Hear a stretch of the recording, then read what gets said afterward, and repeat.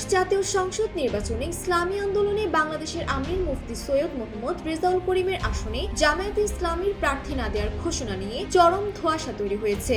কেন্দ্রের পক্ষ থেকে সমঝোতার ইঙ্গিত দেওয়া হলেও মাঠ পর্যায়ে ভিন্ন চিত্র দেখা যাচ্ছে, যা নিয়ে ক্ষুব্ধ ইসলামী আন্দোলনের নেতাকর্মীরা।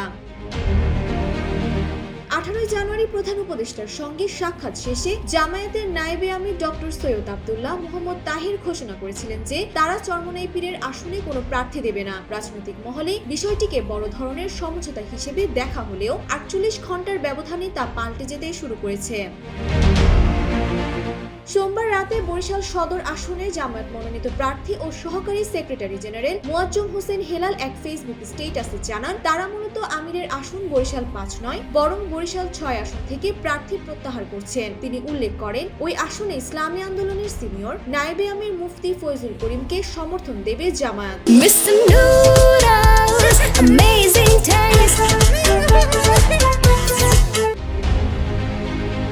এই ঘটনাকে ইসলামী আন্দোলনের কর্মীরা রাজনৈতিক নাটক হিসেবে অভিহিত করেছেন। তাদের দাবি, বরিশাল 5 আসনটি অত্যন্ত গুরুত্বপূর্ণ, কিন্তু জামাত সেটি না ছেড়ে অপেক্ষাকৃত কম গুরুত্বপূর্ণ আসন ছাড়ার ঘোষণা দিয়ে জনমনে বিভ্রান্তি ছড়াচ্ছে।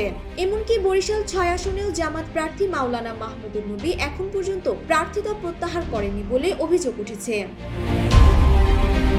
এ বিষয়ে মোয়াজ্জম হোসেন হেলাল সাংবাদিকদের জানান, সদর আসন থেকে সরে দাঁড়ানোর কোনো সাংগঠনিক নির্দেশনা তিনি এখন পর্যন্ত পাননি। কেন্দ্র থেকে চূড়ান্ত কোনো সিদ্ধান্ত এলে তিনি তা মেনে নেবেন।